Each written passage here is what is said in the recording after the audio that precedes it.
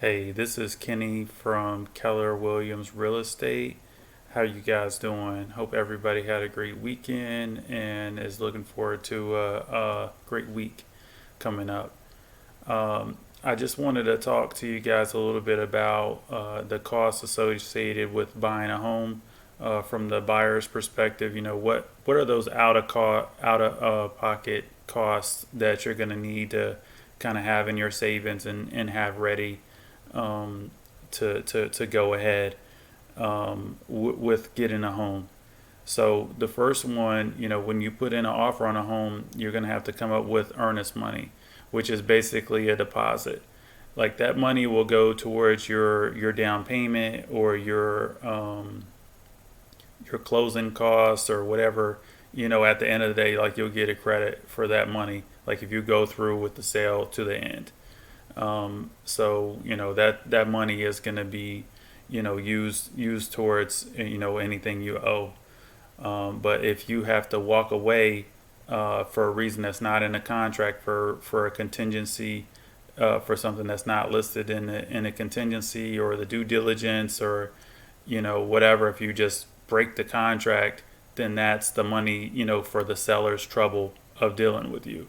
So it's kind of, if you go through a contract with no problems, that'll be money that you do have to come up with on the front end. Usually it's like 500, 1,000, $1,500 depending on the price of the home.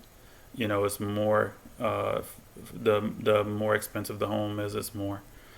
Just to make sure you're serious and put that money up first. The next cost, a big one, is a homeowner's inspection. And when you put an offer on a home, you've got that due diligence period.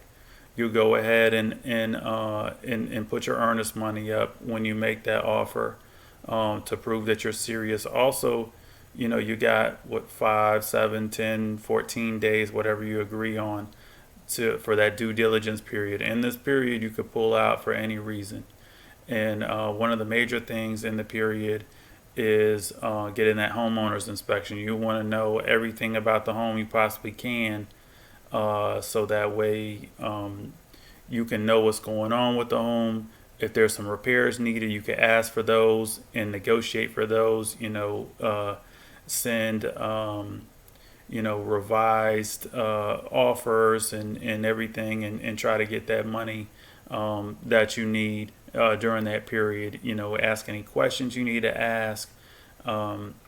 Your inspector will come with like 50 pages of everything they find. They're pretty thorough, and just you're able to talk to them as well and just get all the information you possibly can. So that's about 300, 350, something like that, depending on the size of the home, and that's money well spent. You definitely want to do that. Another thing that you'll have to come out of pocket for on the front end is the appraisal. Now that's related to your mortgage. Your mortgage company is gonna want to know exactly how much that house is worth, and they're gonna have a professional appraiser go get that value that is estimated to be appraised at. And so this is not the sale price. This is not the price that you think it is based on other comparables. This is based on an appraiser. So this is going to be an appraised value that the mortgage company, they're gonna make sure that your home is worth the amount that they're gonna lend for it. They're not gonna lend they're not gonna lend 200,000 on a home that's only worth 150. So, that appraisal is something that the buyer normally pays for, and that's $400 or $500, something like that. So these are the upfront costs before you get to closing costs at the closing table, before you get to down payment. Like those three, the earnest money, the appraisal, the home inspection, those are going to come out of your pocket as a buyer before you even get to those closing costs and that down payment. Now the down those other items are handled separately. Like the closing costs could be like 1 to 3% of the sales price, but you might get help on those closing costs from the lender, from the seller.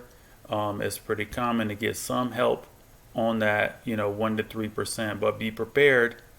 Worst case scenario, you might have to come up with some money on that. Down payment also varies based on what program you can get in. Your lender will help you qualify, for the best program for you, as far as what you put down and what you can afford to put down, what you want to put down. If you want to put down more to get more equity, lower your payment, get rid of that PMI.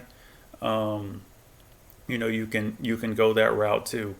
But you got certain loans like the VA loan is no down payment. You got the FHA is 3.5% down payment.